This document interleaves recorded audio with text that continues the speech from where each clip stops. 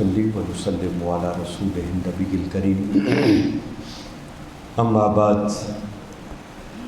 فاعوذ باللہ من الشیطان الرجیم بسم اللہ الرحمن الرحیم قال اللہ تبارک و تعالی فی القرآن المجید وَلِكُلِّ أُمَّةٍ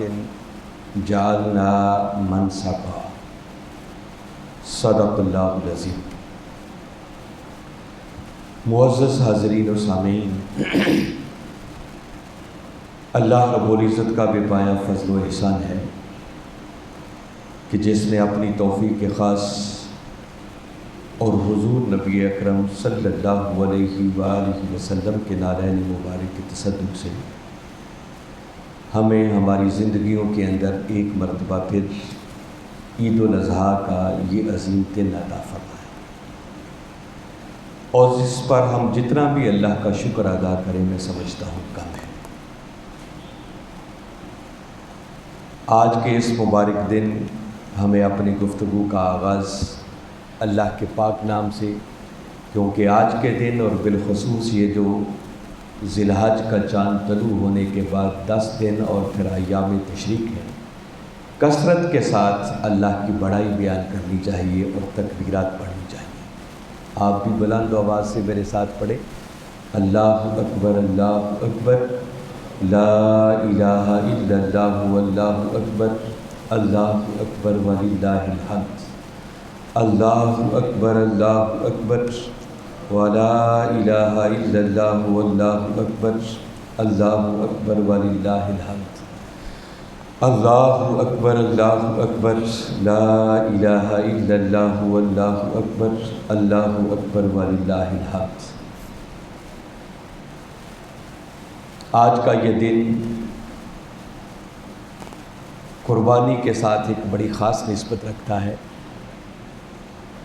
اور قربانی یہ اسلام کے بنیادی شعائر میں سے ہے،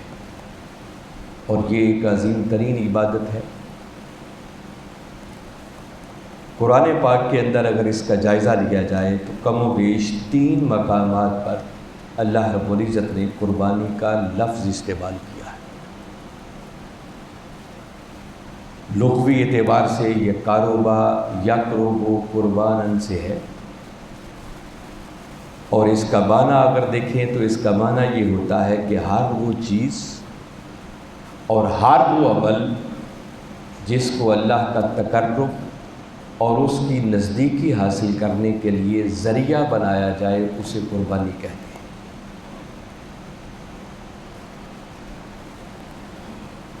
قرآن پاک کے اندر جیسا کہ میں نے بتایا کہ کم و بیش 3 مقامات پر یہ لفظ آیا ہے۔ سورہ آل عمران قرآن پاک کی تیسری سورت ہے، اور اس کی آیت نمبر ہے 183،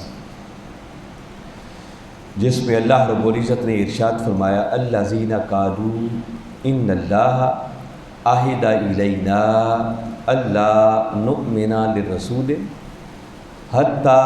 یأتینا بقربان تأکلہ النار۔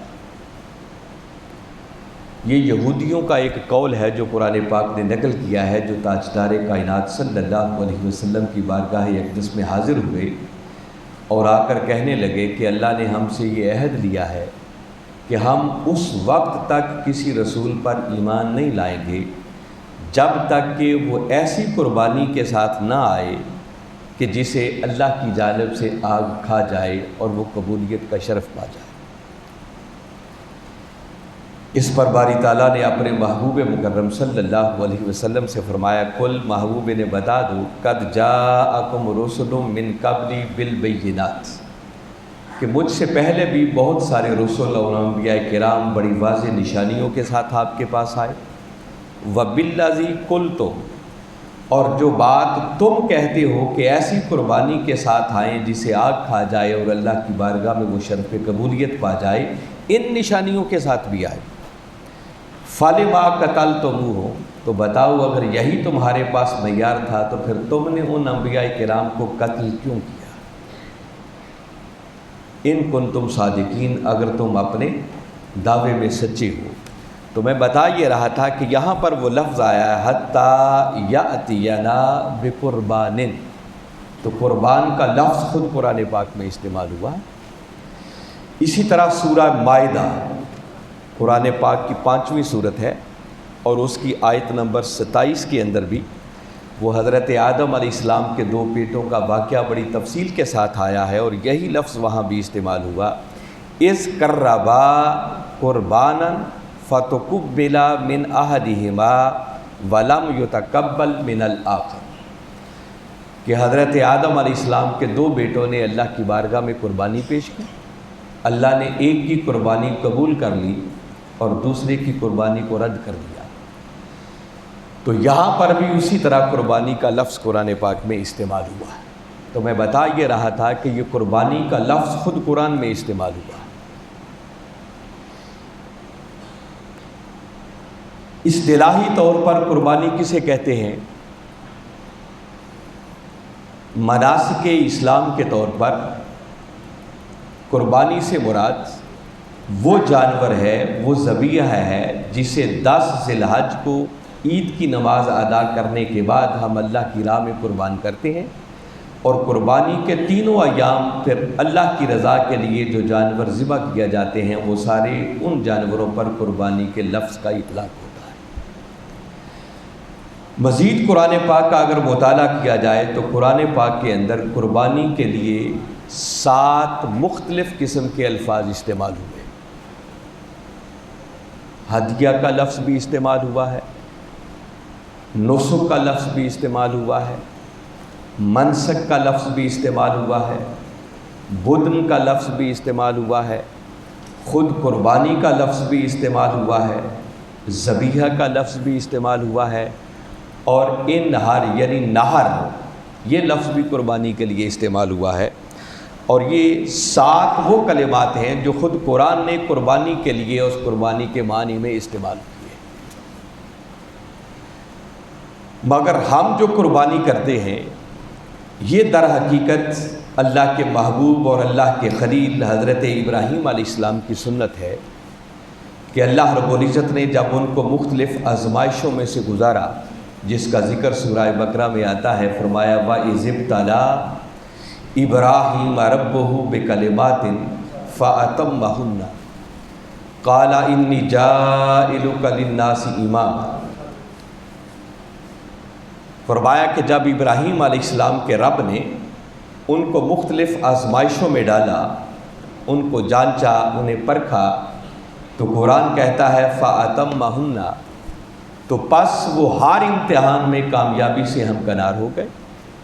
اور جب ہر امتحان میں کامیابی سے ہمکنار ہوئے تو تب باری تعالیٰ نے فرمایا قال انی جاعلک للناس اماما، کہ ابراہیم آپ ہر امتحان میں کامیابی سے ہمکنار ہو گئے، اب اس کا صلہ ہم آپ کو یہ عطا کرتے ہیں کہ تمہیں پوری انسانیت کی امامت کے منصب پر فائز کیا جاتا ہے۔ ابراہیم علیہ السلام کی زندگی کا اگر جائزہ لیں تو جیسا میں نے پچھلے جمعۃ المبارک بھی عرض کیا تھا کہ ان کی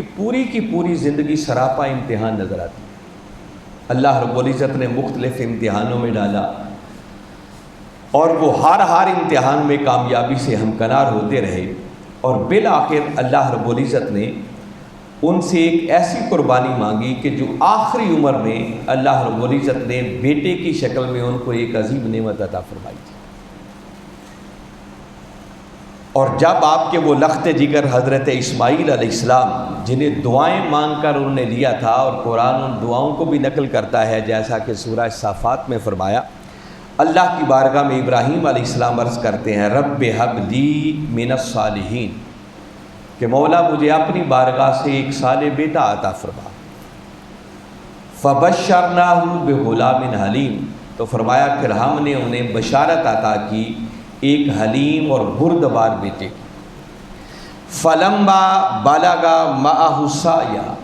اور جب وہ اسماعیل علیہ السلام اور بڑھاپے کی عمر میں اور آخری عمر میں ملنے والا وہ بیٹا چلنے پھرنے کے دوڑنے کے قابل ہو گیا، تو تب باری تعالیٰ نے اپنی اس خلیل حضرت ابراہیم علیہ السلام سے پھر تقاضا کیا اور خواب کی شکل میں انہیں حکم دیا کہ ابراہیم اپنے اس لخت جگر کو بھی میری راہ میں قربان کر دیا جائے، جس کا ذکر سورہ صافات کی اسی آیت میں ہے کہ باری تعالیٰ فرماتے ہیں قال یا بنی انی ارا فی المنام انی اذبحک فانظر ماذا تری۔ ابراہیم علیہ السلام نے خواب دیکھا کہ خواب میں بیٹے کو ذبح کر رہے ہیں، اور یاد رکھیں کہ نبی کا خواب یہ بھی وحی ہوتا ہے، وہ ہمارے خوابوں کی طرح نہیں ہوتا، اور پیغمبر جانتا ہوتا ہے کہ یہ جو میں خواب میں دیکھ رہا ہوں یہ محض خواب نہیں ہے بلکہ یہ حکم خداوندی ہے۔ اور اس خواب کو دیکھ کر ابراہیم علیہ السلام سمجھ گئے تھے کہ اب مجھ سے بیٹے کی قربانی کا تقاضا کیا جا رہا ہے۔ اگلے ہی دن ابراہیم علیہ السلام نے بیٹے کو بلایا اور بلا کر ان سے اس خواب کا ذکر کیا۔ قال یا بنی، فرمایا ہے میرے بیٹے، انی ارا فی المنام، میں نے خواب میں دیکھا ہے، انی اذبحک، کہ تمہیں ذبح کر رہا ہوں، اللہ کی راہ میں قربان کر رہا ہوں۔ فانظر ماذا تری، اب آپ اس پر اچھی طرح غور و خوض کر لیں، سوچ سمجھ لیں، اور پھر مجھے بتائیں کہ اب آپ کی کیا مرضی ہے، آپ کی کیا رائے ہے، آپ کیا چاہتے ہیں۔ یہ جو کلمات ہیں فانظر ماذا تری، آپ اس پر اچھی طرح غور و فکر کریں۔ حضور شیخ الاسلام پروفیسر ڈاکٹر محمد طاہر القادری مدظ اللہ علی، آپ نے بالخصوص ان کلمات پر کنسنٹریٹ کرتے ہوئے ایک بات کی طرف متوجہ کیا ہے کہ قرآن پاک کے یہ جو کلمات ہیں کہ ابراہیم علیہ السلام اپنے بیٹے سے فرما رہے ہیں فانظر ماذا تری، کہ بیٹے اچھی طرح غور و خوض کر لے اور پھر مجھے بتاؤ کہ اب تمہاری کیا مرضی ہے۔ میں تو دیکھ رہا ہوں کہ اللہ کا حکم ہے، تمہیں ان کی راہ میں ذبح کر رہا ہوں۔ آپ نقطہ یہاں پر یہ اٹھاتے ہیں کہ غور کرنے کی بات ہے کہ ابراہیم علیہ السلام جو بیٹے سے پوچھ رہے ہیں کہ بیٹے بتا تیری کیا مرضی ہے، تو بفرض محال اسماعیل علیہ السلام آگے سے نو کر دیتے، رائے پوچھی جا رہی ہے،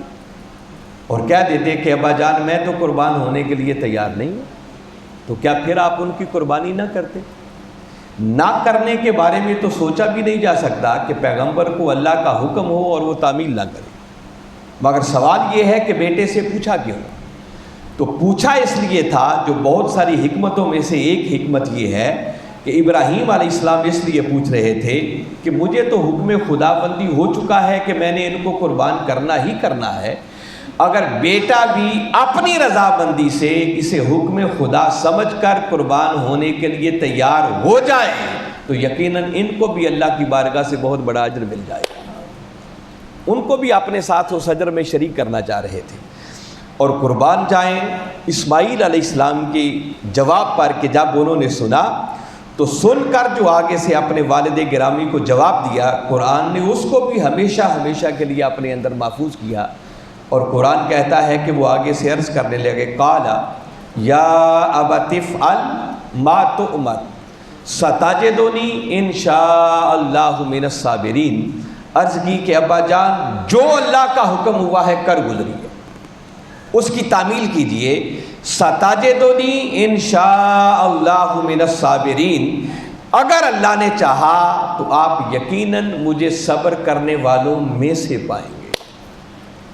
اب دیکھیے بظاہر تو یہ واقعہ 14 صدیاں بیت گئیں، بیان ہوتا آ رہا ہے، ہم پڑھتے بھی ہیں سنتے بھی ہیں، مگر ہماری ایک عادت بن گئی ہے،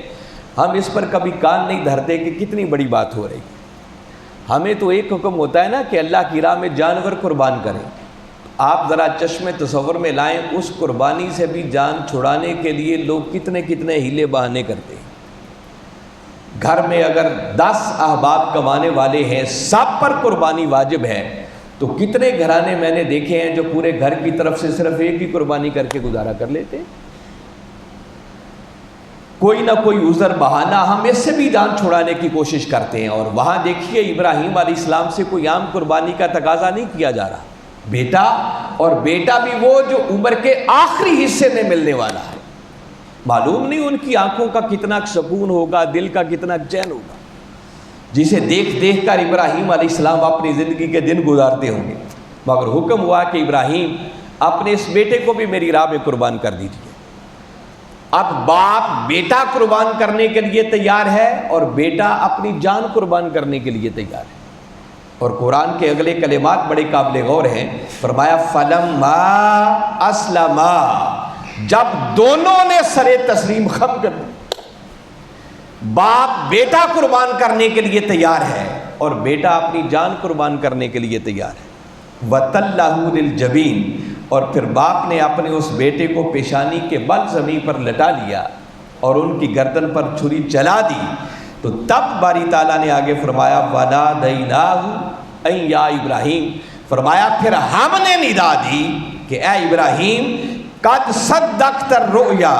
انا کذالک نجزی المحسنین، کہ اے ابراہیم تو نے خواب کو سچ کر دکھایا، اب قضا کی چھری کو روک لے، ہم احسان کرنے والوں کو یوں ہی جزا دیا کرتے ہیں۔ اور باری تعالیٰ نے پھر آپ کے لخت جگر اسماعیل علیہ السلام کو بچا لیا